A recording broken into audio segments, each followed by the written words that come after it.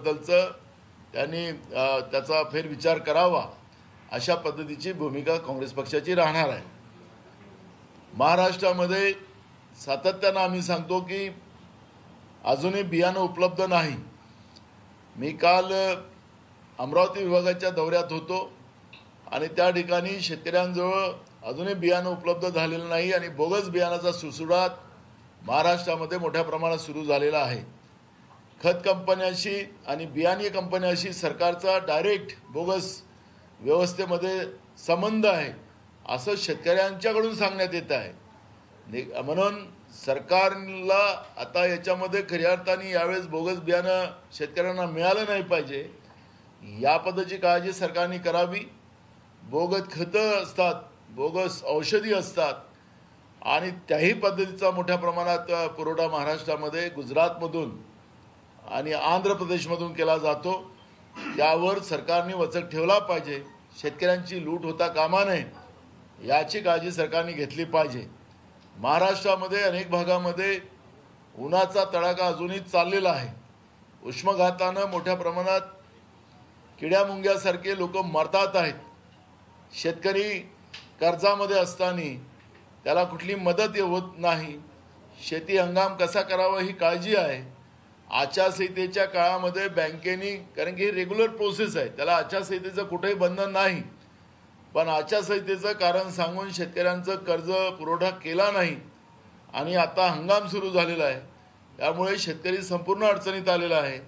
आम्ही मागच्या वेळेसही मागणी केलेली होती की दुष्काळ, सरकार म्हणते की सदृश्य परिस्थिती आहे, दुष्काळाची भयावहता मोठी आहे आणि म्हणून शेती हंगामासाठी शेतकऱ्याला तातडीनं निधी उपलब्ध सरकारने करून द्यावा, सरकारच्या तिजोरीतून करून द्यावा या पद्धतीची मागणी काँग्रेस पक्षाच्या वतीनं आम्ही करतो आहे। आता प्रश्न विचारा।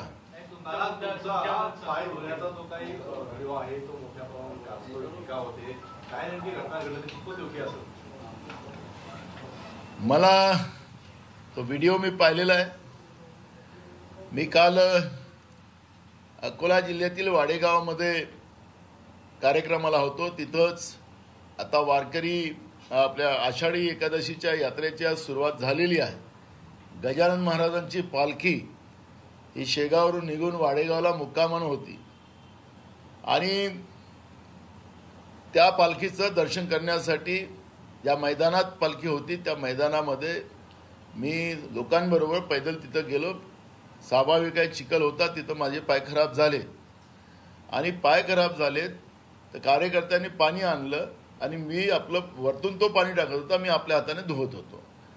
आता माझ्याबद्दलचं एवढं प्रेम आता सध्या मीडियाला आहे, पण जे ईडीमध्ये ज्याचे माखलेले आहेत ते कशा अंधारात पाय धुतात कोणाचे ते माहिती। सरकारमध्ये अनेक लोक आहेत ईडीला माखलेले आणि त्या अंधारात पाय दाबतात, अंधारात त्यांचे पाय धुतात, हे डोकं दाबून देतात, हे सुद्धा दाखवा ना।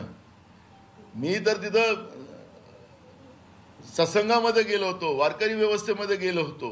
वारकऱ्यांना असंही अलीकडच्या काळामध्ये बदनाम करण्याचं काम या महाराष्ट्रातल्या मागच्या फडणवीस सरकारमध्येही झाला।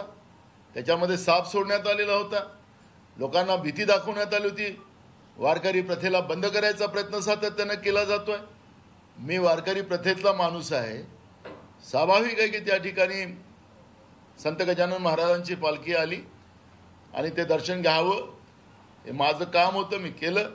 आता पाणी वरतून टाकावं लागतं। आता हर घर में नल, नल में जल असं जे नारा लावला होता ते जलच नाही आहे ना, तर वरतून पाणी टाकावं लागेल ना।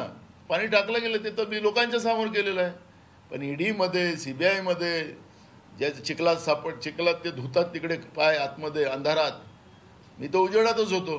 तर हे आपण दाखवलं पाहिजे, थोडंसं त्याच्यावरही काम करा। नाना पटोले सगळीकडे नाना पटोले दाखवा। मी तुम्हाला मागच्या काळी सांगितलं माझं नाव नाना आहे, उलटं करा सरळ करा, नानाच दिसणार आहे। त्यामुळे मला त्याचा काही फरक पडत नाही। मी तुम्हाला शुभेच्छा देतो की मला तुम्ही रोज कुठल्या ना कुठल्या कारणाने दाखवताय, विवादित करतात आहात, तर तुम्हाला शुभेच्छाच आहे।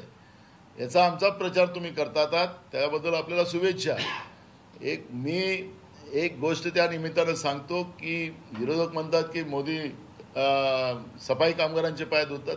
मी रोजच काम, ते आमचं कामच आहे. तुम्ही तर व्हिडिओच्या समोर, कॅमेऱ्याच्या समोर करता, आम्ही रोजच धुतो लोकांच्या गरीबाच्या.